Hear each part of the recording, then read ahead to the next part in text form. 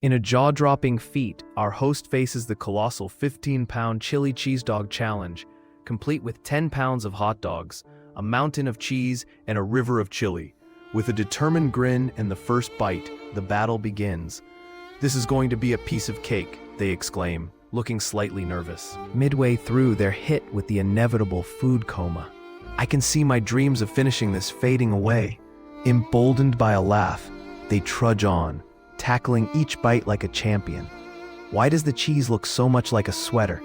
With only a few pounds left, the suspense builds. Heart-pounding. Can our host conquer this cheesy behemoth? Stay tuned to find out.